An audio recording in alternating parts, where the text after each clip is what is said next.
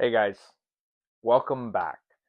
This is a special episode for me just because this is a show that I've been seeing for years. I've rewatched many times, and it's My Hero Academia. And this is a show that I grew up with for years, but has left such an impact on me and what has defined what true heroism is.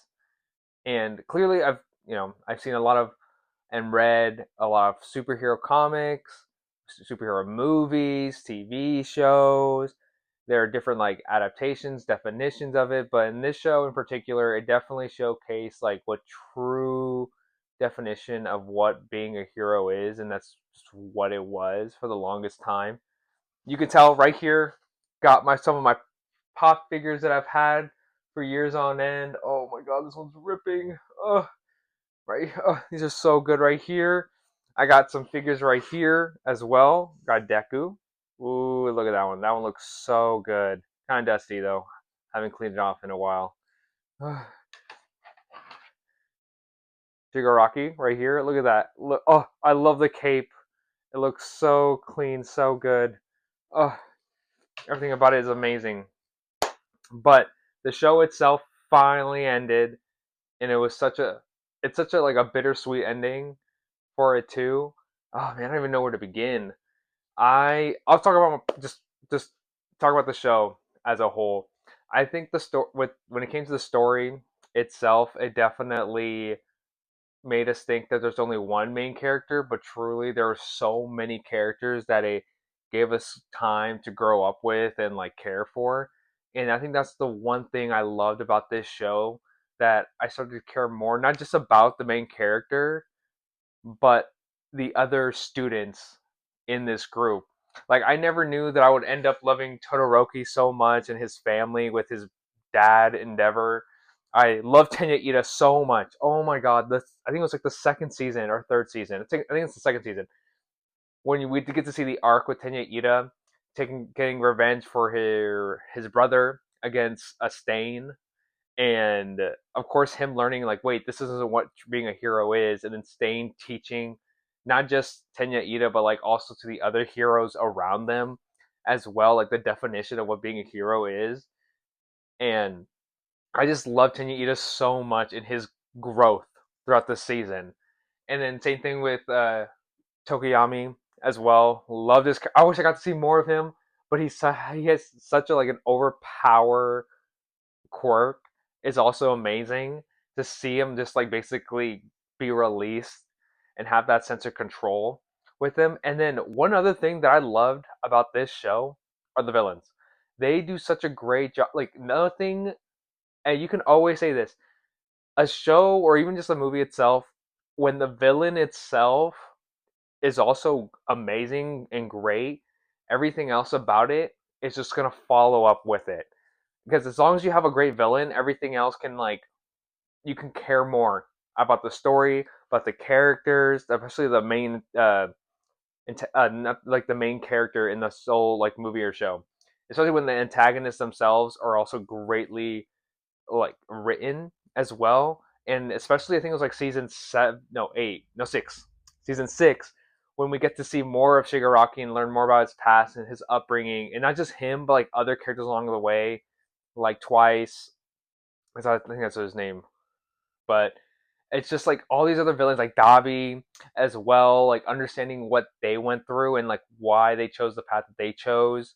And then oh my god, and then All For One, great villain. I love the fact that he was just born a villain, nothing else, nothing more, and which is also oh, so good. I'm glad they didn't make him care more than what he needs to. We almost got that in season 8, but I'm like, no, no, just make him bad. Just please make him bad. I don't want him to be good. And he wasn't. He was just a plain old bad person from birth, which is great to see. But I don't know, the intros of this too. I think my favorite intros were for sure from seasons 1 through 4.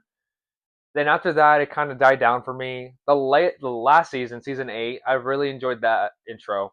Definitely reminded me glimpses of the first couple of seasons, but I definitely liked season 3, I believe. or season 2. I think it's season 2 with the arc with Stain. I love that intro so much.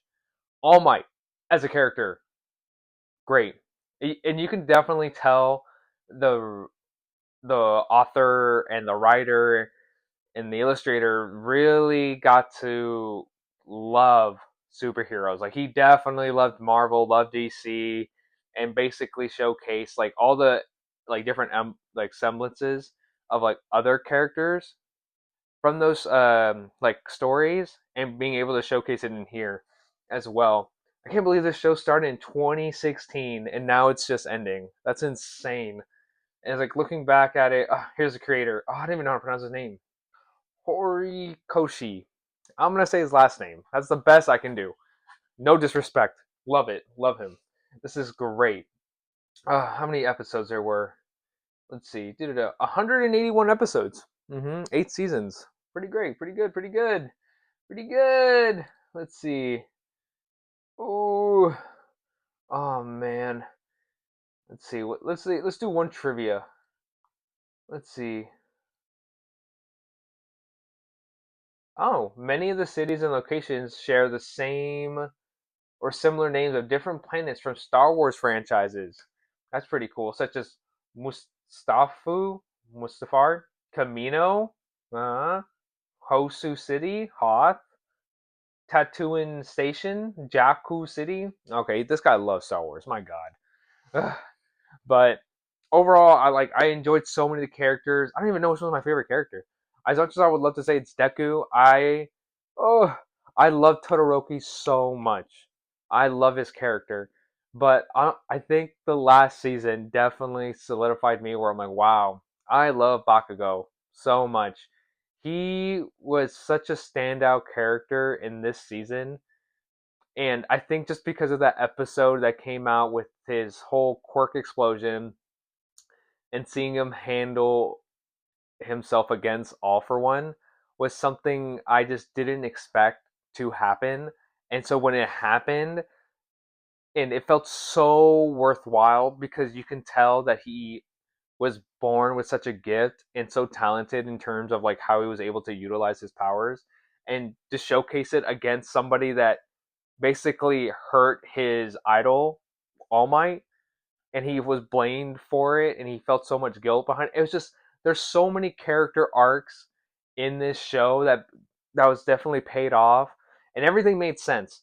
Like for example, I remember hearing things where it's like I didn't like how like Deku handled that whole situation, but it makes sense why Deku would handle the way that he did. At the end he wanted to save people, even if it's people that are just bad. Because deep down he's like, no, these are still good people regardless. They were just drawn to a different path, a bad path. And Deku, even with Shigaraki, he's like, no, I want to save him. I want to save him as much as the best as that I can, no matter what. Even I'll stop him, but I'll try to save him no matter what. And you can definitely see that with Deku. But with Bakugo, he was just like, no, I don't care. I'm gonna kill everyone. I want to win, but I'm a hero, so I'm gonna destroy this villain in front of me. And I'm like, well, I mean, at least he owns up to it, and he's like, he goes and follows through with it, which is amazing. But I think I just love his character so much. And then, uh, I'm a sucker for any time they would showcase like these characters. They're teenagers in the show. Uh, and so anytime they would do flashbacks to them as children, I'm a sucker. I love them using like children as like a way as like innocence and having them just interact with like their teenage lives as well as like a reflection. Because one of my favorite shots in this whole series was whenever Bakugo or like teenage Bakugo is reaching out for Deku's hand and it's just him as a child.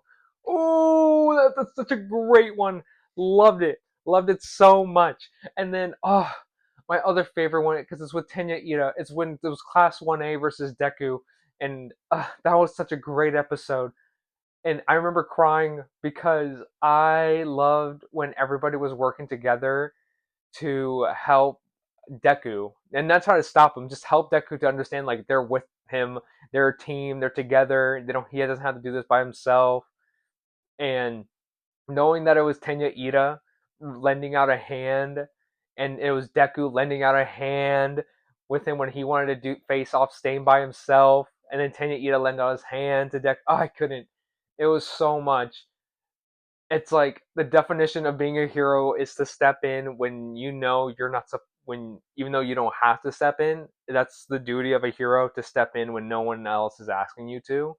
Is such an amazing thing because and there's like so many parallels to a lot of things.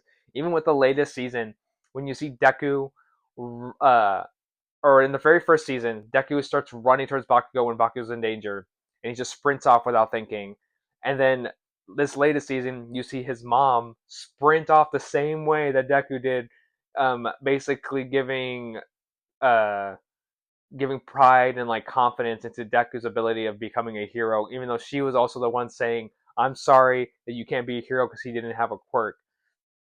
And overall, like this whole idea of like you don't need a quirk, you don't need to be, you don't need to have something unique to be, or like something special. If you just want to be special or you want to be a hero, you're able to become that. And this show definitely showcases that and shows you that like as long as you have a care in your heart, you're able to help others. You're capable of it. And I he does such a great job, the creator, trying to showcase heroes like All Might, like Deku, even Bakugo. Like all these heroes have different ways of trying to become heroes and trying to fight. Like at the end, like they also have insecurities, they also have doubts, they also have goals that they want to reach for themselves. At the end, they're just regular people with living in a society with powers. And so seeing that and like seeing them how to balance things and everything was also great. I love the world building as well in this. I've seen all the movies as well. Probably my favorite one is probably the second one. I think that one's the Heroes Rising, I believe. It's the one where Bakugo and Deku share One for All together. That one was amazing. I thought that one's my favorite. I think because I just love the music in that. But then again, that's like I also enjoy Bakugo and Deku working together. That was also amazing. There were so many moments, especially in the last couple of seasons, where you're just left with your jaw like, oh, like what's happening. But overall, I thought this was a great show, great anime. I'm so sad for it ending. I have not seen My Hero Vigilantes. I'll probably start it whenever I can, but I don't know. It's like I have a lot of other animes that I want to get to watching as well. But overall, guys, I definitely recommend watching My Hero if you guys haven't. Or please let me know what you guys think about the show as well. What were your favorite parts, your favorite characters as well? And there's so many heroes in this that I need to buy one of those books that have like those encyclopedias about here are all the characters, here are their stats, and here's the world that they live in. And let get to know everybody. I need that. I need one of those. I need to know, so that way I can tell people like this is who this is, and that way when I showcase this show to others, they'll know because I have the book right here. So I highly recommend watching this guy. It's great fun. Honestly, it's very easy to watch too. So and it definitely has a lot of surprising moments that it's worth watching. But like, comment, subscribe down there below. Let me know what you guys think about this show, what your favorite parts were, your favorite characters. But I'll see you guys next time.